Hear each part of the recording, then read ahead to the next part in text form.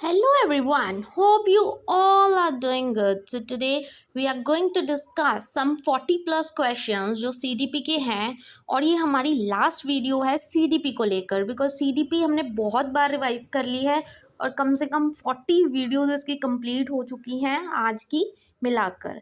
ठीक है, तो ये लास्ट है CDP की, तो मैं सारे क्वेश्चंस लेके आई हूँ जो इस बार एक्सपेक्टेड क्वेश्चंस हैं और PS टेट और C टेट दोनों में ही ये क्वेश्चन पूछे जाते हैं।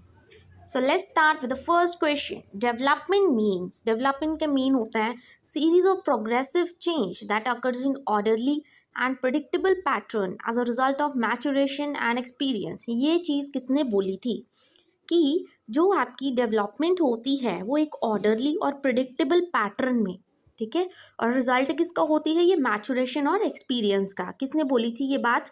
हरलॉक ने बोली थी। ठीक है जी, तो ये बात हरलॉक ने बोली थी कि जो आपकी डेवलपमेंट है वो ऑर्डर प्रोसेस में और प्रिडिक्टेबल पैटर्न होता है एक, और किस चीज़ का रिजल्ट होता है? मैचुरेशन एंड एक्सपीरियंस का। Now comes the next question. Most important challenge for the teacher is, एक टीचर के लिए सबसे ज़्यादा मुश्किल कह लो चाहे या इम्पॉर्टेंट कह लो टास्क टीचर के लिए क्या होगा?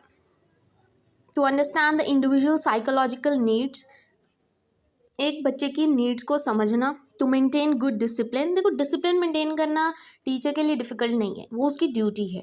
To make teaching learning process enjoyable, क्या पता कईयों के लिए वो इंजॉयबल ना हो, ठीक है।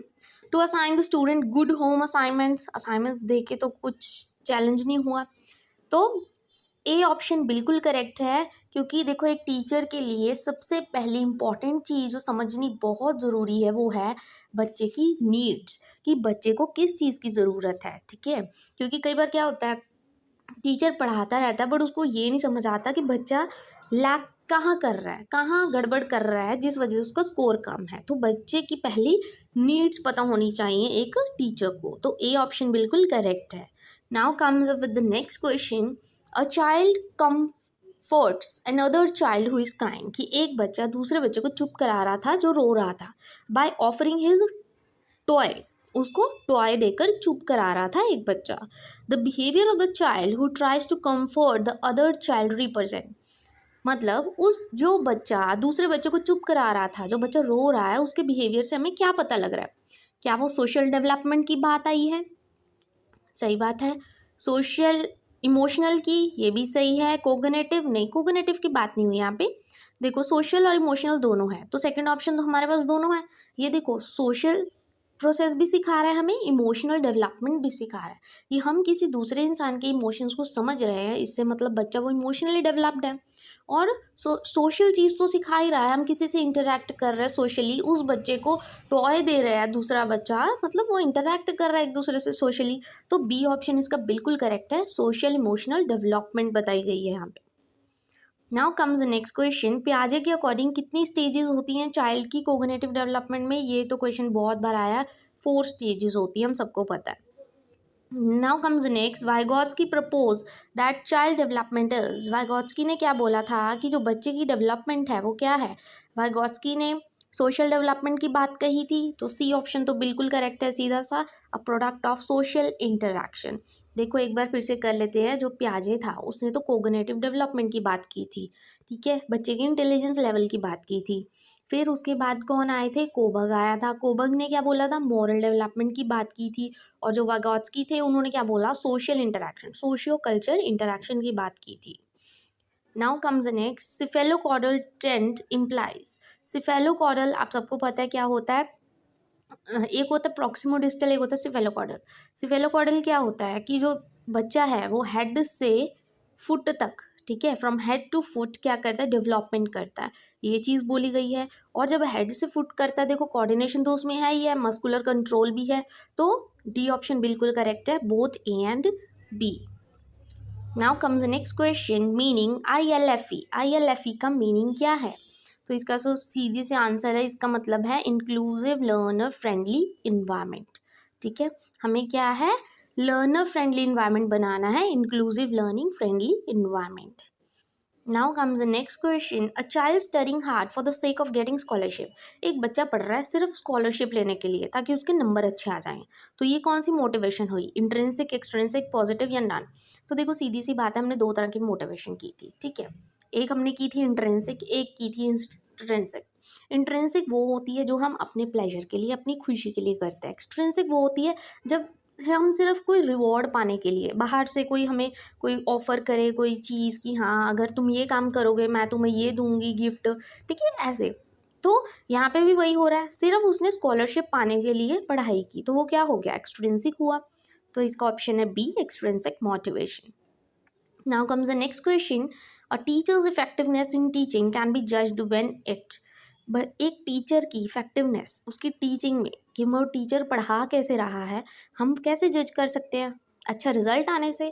नो, बिकॉज देखो लर्नर का जो रिजल्ट है उसने क्या लर्न किया उस पर भी डिपेंड करता है, हम सारी गलती टीचर की नहीं निकाल सकते। रेज द IQ, नो, इसे क्या होगा, स्टिमुलेट द लर्नर्स थिंकिंग। जब बच्चे की थिंकिंग स्टिमुलेट हो जाए अच्छे से, मतलब मोटिवेट हो जाए ना वो पूरी तरह लर्नर। देखो हमारे भी यहाँ ऐसा होता था कि टीचर अगर अच्छा हो तो हमें पढ़ाई करने में मज़ा आता था, इससे क्या है हमारी थिंकिंग भी डेवलप होती थी, ठीक है। तो इससे ही हम जजमेंट लगा लेते हैं कि वो टीचर की पढ़ाई या इफेक्टिवनेस उसकी पढ़ाने में कैसी है। Now comes the Kohlberg stage of moral development are related to. Kohlberg stage थी जो उसकी मॉरल डेवलपमेंट की, किससे रिलेटेड थी, ये तो हमने बहुत बार किया है, प्याजे की मॉरल डेवलपमेंट स्टेज से रिलेटेड थी। Next question, what is the best way to deal with the misbehaviour of the nursery school children. जो नर्सरी स्कूल का बच्चा है वो आपसे मिसबिहेव कर रहा है, तो आप उसको कैसे डील करोगे, उसको पनिश करके, नो, इग्नोर करके, नो, पनिशमेंट तो देनी ही नहीं है। लास्ट वाली होगी, channelize the child energy into positive direction, कि आप उस बच्चे को समझाओ कि उसकी जो मिसबिहेव वो कर रहा है, जिस रीज़न की वजह से कर रहा है, आप उसको डायरेक्शन दोगे, उसको सिखाओगे कि बच्चा ऐसे नहीं करते, अपने से बड़े की रिस्पेक्ट करते। उस बच्चे को क्या पता, ठीक है, तो आप उसको सिखाओगे, उसकी एनर्जी को सही जगह पे लगाओगे। Now comes the next. Students can improve their comprehension of written material if they use a strategy of SQ4R. ठीक है, तो ये SQ4R क्या है, इसमें ये पूछा गया है। तो इसका मतलब होता है study, question, read, revise, review and recite. ठीक है जी, एस पता लग गया, क्या होता है क्वेश्चन, 4R मतलब 4 बार R लिखा हुआ है। तो इसका मतलब ना क्या होता है कि पहले आप उस चीज़ को स्टडी करते हो, फिर क्वेश्चनिंग करते हो उस चीज़ को लेकर, रीड करते हो, फिर से रिवाइज करते हो, रिव्यू करते हो जहाँ से प्रॉब्लम आती है, और फिर उसको रिसाइट करते हो finally. Next comes the law of exercise. Law of exercise आप सबने पढ़ा है, कौन से स्कूल ऑफ साइकोलॉजी की बात की है, यहाँ बिहेवियरिस्टिक व्यू की बात की है, बिहेवियरिज्म से रिलेटेड है ये law of exercise. Now comes the next question, it is said that a teacher should be resourceful. ये हम सबको बोला जाता है कि जो एक टीचर है वो रिसोर्सफुल होना चाहिए। कहने का मतलब क्या है कि उसके पास मनी होना चाहिए, नो, गुड कॉन्टैक्ट्स होने चाहिए, नो। रिसोर्सफुल होता है एक टीचर जब उसके पास भर भर की नॉलेज हो, हर तरह की नॉलेज हो, ताकि वो स्टूडेंट्स की सारी प्रॉब्लम्स को अच्छे से सॉल्व कर पाए, उसको ही हम एक बेटर टीचर बोलेंगे, ठीक है। तो हम उसको रिसोर्सफुल तब बोलेंगे जब टीचर के पास क्या होगा, नॉलेज होगी, और बच्चों की प्रॉब्लम्स को सॉल्व कर पाएगी वो teacher. Next come another question, cultural expectation of males and female behaviour of God. हमारे जो कल्चर है, हमारी सोसाइटी है, हमसे एज अ मेल और फीमेल बिहेव करने को बोलती है। उसका मतलब क्या होता है, जेंडर रोल्स, मतलब हमें रोल दिए गए हैं हमारी सोसाइटी की तरफ से, उसको बोलते हैं gender roles. Now comes the next. When a problem is seen as having only one answer with all lines of thinking leading to that answer, the thinking is known as dash thinking. जब तो हमने यहाँ पे बोला कि जो एक problem है उसका एक ही आंसर बार बार आ रहा है। देखो अगर कोई बच्चा इंटेलिजेंट होगा, क्रिएटिव होगा, तो वो आउट ऑफ बॉक्स सोचेगा, वो एक प्रॉब्लम की बहुत सारे सोल्यूशन निकाल देगा, राइट, सीधी सी बात है। पर जो बच्चा क्रिएटिव नहीं होगा, इतना इंटेलिजेंट नहीं होगा, वो उसका एक क्वेश्चन का एक ही आंसर निकाल पाएगा, वो भी बहुत मुश्किल से। वही चीज़ उन्होंने बोली है, तो वो कौन सी थिंकिंग हुई, वो कन्वर्जेंट थिंकिंग हुई। बिकॉज देखो क्रिएटिव थिंकिंग तो मतलब बहुत ज़्यादा सोल्यूशंस मिलने, बहुत आंसर्स मिलने, डाइवर्जेंट होता था out of box, mental set सही हो। बट कन्वर्जन का मतलब होता है आप बार बार एक ही आंसर की तरफ जा रहे हो, उसको बोलते हैं कन्वर्जन। तो ये ऑप्शन इसका करेक्ट है, इसको कन्वर्जेंट थिंकिंग बोलते हैं। Next question, constructivism as a theory emphasizes. Constructivism क्या होता है कि बच्चे की नॉलेज कंस्ट्रक्ट करना, बच्चे को सारी नॉलेज होनी चाहिए, ठीक है, इम्प्रूव करना उसकी नॉलेज को। तो इसमें क्या बोला गया है, ज़्यादा एम्फसाइज किस चीज़ पे किया गया, देखो रिकॉल तो बात ही नहीं आती, और टीचर का रोल लर्निंग में ये तो बिल्कुल नहीं आता। The role of imitation in acquiring knowledge, ठीक है जी, कि इमिटेशन का क्या रोल है नॉलेज एक्वायर करने में, उसको बोलते हैं constructivism. Now comes the next question. It is an accepted view that females can be better teachers, especially at primary school level. ये इसका रीज़न क्या है, इन्होंने बोला कि जो फीमेल टीचर्स होते हैं ना वो छोटे बच्चों को ज़्यादा अच्छे से पढ़ा सकते हैं। वो क्यों पढ़ा सकते हैं, क्योंकि वो ज़्यादा अच्छे से डील करते हैं स्ट्रेसफुल सिचुएशन को, नो। उनको कम सैलरी मिलती है, no. Greater need to earn their livelihood, no. मतलब इतना, मतलब वो अब सिर्फ कमाई करना चाहते हैं जिस वजह से वो छोटे बच्चों को पढ़ाते हैं। छोटे बच्चों को पढ़ाना बहुत डिफ़िकल्ट है, जबकि सिर्फ फीमेल्स को ही क्यों बोला जाता है, क्योंकि वो बहुत सारे रोल्स एक ही टाइम पे प्ले कर सकते हैं और वो फ्लैक्सिबल होते हैं, ठीक है जी। डी ऑप्शन करेक्ट है। Now comes the next question, if a child right 16 आज 61 और कंफ्यूज हो जाता है बी और डी में, तो उसको कौन सी प्रॉब्लम है, उसको देखने में दिक्कत है, उसकी मेंटल एबिलिटी सही नहीं है, मेंटल रिटार्डेशन है, लर्निंग डिसेबिलिटी है। तो लर्निंग डिसेबिलिटी है, ठीक है जी, जिस वजह से उसको 16 क्या दिख रहा है, 61 दिख रहा है, मतलब उसको लर्न करने में दिक्कत आ रही है, उस चीज़ को समझने में दिक्कत आ रही है, तो learning disability, C option. Now comes the next question. Which of the following statement is not correct about growth and development? Growth and development के बारे में कौन सी चीज़ सही नहीं है, तो ये तो सीधा सा दिख रहा है, देखो development is not a continuous process, जबकि सब हमको पता है कि डेवलपमेंट क्या है, कॉन्टीन्यूस प्रोसेस है, तो फोर्थ ऑप्शन बिल्कुल करेक्ट है।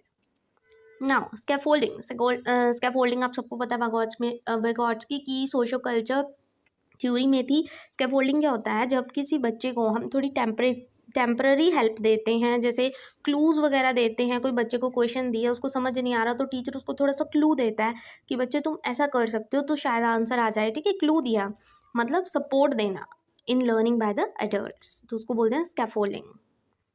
इनमें से कौन सी स्टेटमेंट इंक्लूसिव एजुकेशन को लेकर बिल्कुल सही है? Children should not be given the right to education, now equal opportunity और राइट टू पार्टिसिपेशन, ये बिल्कुल सही है, सेकंड ऑप्शन बिल्कुल सही है। जहाँ अपॉर्चुनिटी की बात आ जाए तो वो इंक्लूसिव एजुकेशन ही होती है। Now comes the next question, learning disabled children are, जो लर्निंग डिसेबल चिल्ड्रन होते हैं वो क्या होते हैं, डेफिशिएंट होते हैं, मतलब स्लो होते हैं, उनका पोटेंशियल कम होता है, कम इंटेलिजेंट होते हैं, स्लो होते हैं, नन ऑफ दीज, ठीक है। तो लर्निंग डिसेबिलिटी जिसको लर्न करने में दिक्कत आ रही है, मतलब स्लो इन एक्टिविटी, ठीक है जी। नो सॉरी, इसका ये स्लो इन एक्टिविटी नहीं है, बिकॉज ये मोटर डेवलपमेंट की बात आ गई, तो इसका ए ऑप्शन बिल्कुल करेक्ट है, डेफिशिएंट इन यूजिंग पोटेंशियल, कि वो बच्चा अपने पोटेंशियल को सही से यूज़ नहीं कर पा रहा क्योंकि उसको लर्न करने में दिक्कत आ रही है, तो इसका सही ऑप्शन ए ऑप्शन है, deficient in using potentials. Now comes the next. According to the theory of multiple intelligence, understanding of one's feeling, motives and desires, इसको क्या बोलते हैं, ये हमें सबको पता है। जब हमारी खुद की बात आती है कि खुद की फीलिंग्स को समझना, उसको हम बोलते हैं इंट्रा, ठीक है, ये चीज़ दिमाग में रखना। जब दूसरे की समझनी है, मतलब दूसरे पर्सन की, तो उसको बोलते हैं इंटर। इंटर मतलब दो लोगों के बीच, इंट्रा होता है सिर्फ अपना, तो उन्होंने बोला वन जोन फीलिंग, तो वो क्या हुआ, इंट्रा पर्सनल इंटेलिजेंस हो गया। Now comes the next, which of the following statement is true about learning, learning को लेकर इनमें से कौन सी चीज़ बिल्कुल सही है? Learning is a mental activity, errors made by children indicate that know learning, अगर बच्चे मिस्टेक्स कर रहे हैं तो इसका मतलब बच्चा लर्न ही कर रहा है, ये तो गलत बात है। Learning is effective environment that is emotionally positive and satisfying for learners, ये बिल्कुल सही है कि अच्छा इन्वायरमेंट होना चाहिए, पॉजिटिव इन्वायरमेंट, और लर्नर्स को सेटिस्फाई होना चाहिए fully. Now comes the next, again वही इंटर आ गया, the behaviour showing intra personal intelligences, कौन सा बिहेवियर होता है, डिटेक्टिंग अनदर्स, देखो यहाँ पे अनदर आ गया, यहाँ पे अनदर आ गया, दूसरे की बात नहीं करनी, नॉलेज ऑफ अदर्स, नो, अपनी बात करनी है, तो थर्ड ऑप्शन बिल्कुल करेक्ट है, C option.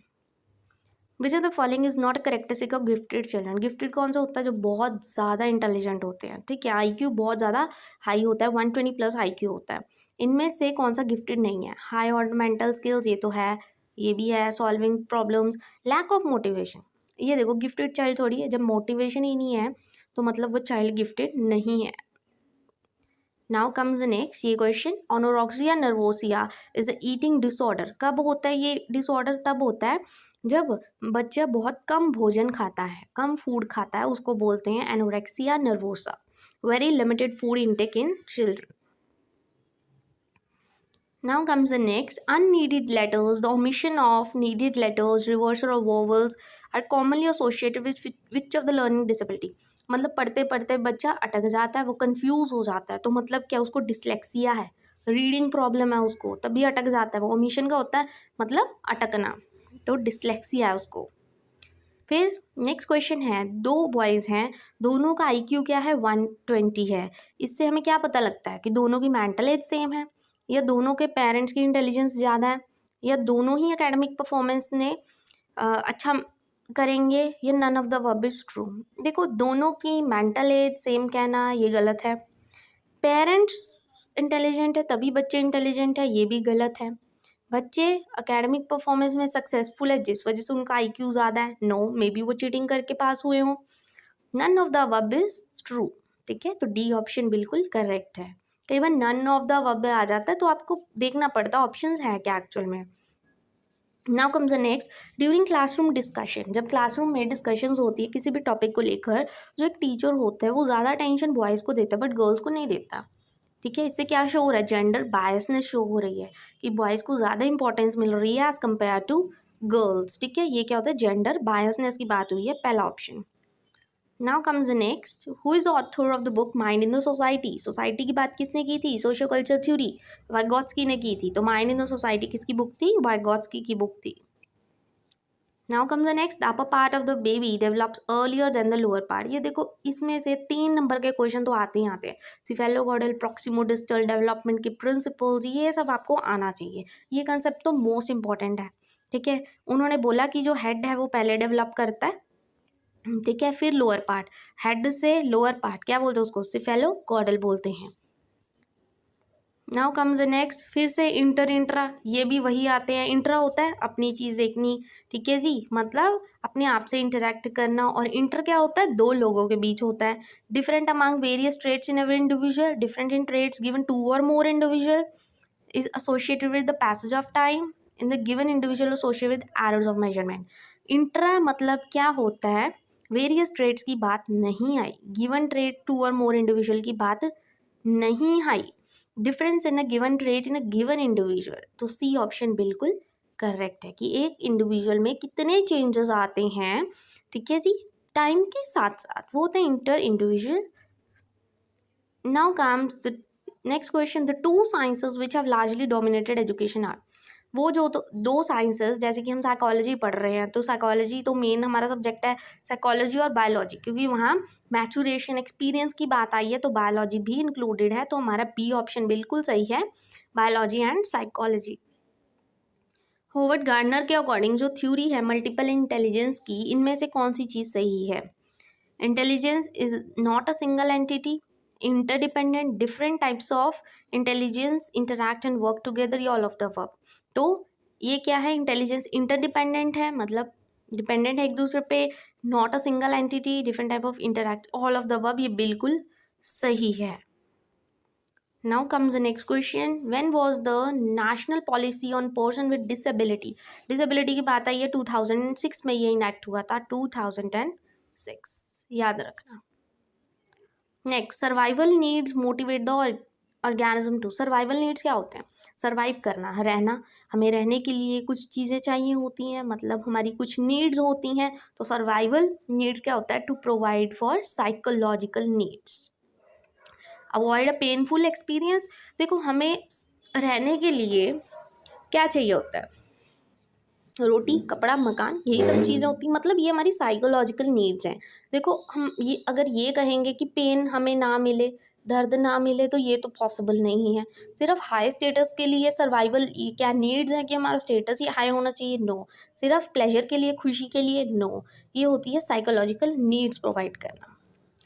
Now comes the next, according to Koberg's theory of moral reasoning, which of the following is correctly matched। तो इसके पहले हम थोड़ी कोबर्ग थ्योरी देखेंगे। हमें पता है 6 स्टेजेस होती हैं, ठीक है जी।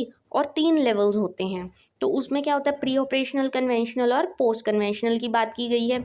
और उसमें भी जो स्टेजेस होते हैं, पहली ओबीडियंस और पनिशमेंट की होती है, फिर सेल्फ इंटरेस्ट एंड रिवॉर्ड की होती है, good boy good girl stage, ठीक है, law and order, morality, social contract, universal ethics, ये हमने बहुत अच्छे से किया हुआ है। तो इसमें क्या पूछा गया है कि मॉरल वैल्यूज़ की बात आई है। तो जब मॉरल वैल्यूज़ की बात आई है तो इसमें सही आंसर कौन सा होगा, ठीक है। तो आप देख सकते हो मॉरल रीजनिंग की बात है, बी ऑप्शन बिल्कुल सही है। Now comes the next question. According to NCF, position on paper on education of special need, following can be directly associated with benefits of inclusion for children. इनमें से कौन सा बेनिफिट है? देखो, जहाँ पे अपॉर्चुनिटी वर्ड आ गया, ये वर्ड तो सबसे ज़्यादा यूज़ किया गया, अपॉर्चुनिटी जहाँ पे आ गया, और आपकी नेशनल करिकुलम फ्रेमवर्क की बात हुई है, तो वो ऑप्शन सीधा ही सही होता है, ठीक है। तो ए ऑप्शन आपका बिल्कुल सही है। Now comes the next question. A preschool child, after seeing a zebra at zoo, calls out the horse. कि क्या किया, एक बच्चे ने देखा क्या, ज़ेब्रा, बट उसको क्या बोल रहा है कि ये हॉर्स है। तो इसका मतलब क्या है, बच्चे ने अपनी प्रीवियस नॉलेज यूज़ की, प्रीवियस नॉलेज उसको क्या बताया गया था कि वो ज़ेब्रा है, बट एक्चुअल में अब वो हॉर्स है। तो वो क्या होता है, असिमिलेशन होता है, कि आप अपनी प्रीवियस नॉलेज, प्रीवियस स्कैमा को यूज़ कर रहे हो। Now comes the next. If a child is able to draw a conclusion by applying the rules and principles, कि जो बच्चा है वो क्या कर रहा है, अब वो अपनी प्रॉब्लम सॉल्व कर रहा है कुछ रूल्स लगा के, प्रिंसिपल लगा के, लॉजिकली सोच के, कैसे, from general rules of a specific solution. तो हम क्या बोलेंगे कि उसने डिडक्टिव रीजनिंग लगाई, असिमिलेशन यूज़ किया, इंडक्टिव रीजनिंग लगाई, the child is using analogies. तो उसने क्या किया, इंडक्टिव रीजनिंग लगाई, ठीक है। थोड़े थोड़े मतलब उसको जो जो चीज़ें पता थी अपने लॉजिक यूज़ करके उसने एक जनरल व्यू दिया किसी चीज़ को, तो उसको क्या बोलते हैं हम, इंडक्टिव रीजनिंग बोलते हैं। एग्जाम्पल से पूरे प्रोसेस की तरफ आना। Now comes the next. Which of the following is not Kohlberg stage of moral development? अभी हमने किया था, उसकी 3 स्टेजेस होती हैं, pre operational, post operational and conventional, right, यही किया। तो न्यू कन्वेंशनल तो है ही नहीं, तो डी ऑप्शन बिल्कुल सही है कि ये स्टेज नहीं है। I hope today's video is useful for you. Thank you very much and please don't forget to like and subscribe my channel. और अगर आपको कभी भी कोई भी टॉपिक पे वीडियो चाहिए तो आप मुझे कमेंट सेक्शन में बता सकते हो, मैं आपके लिए वीडियो अपलोड कर दूंगी with the whole concept. Thank you very much once again.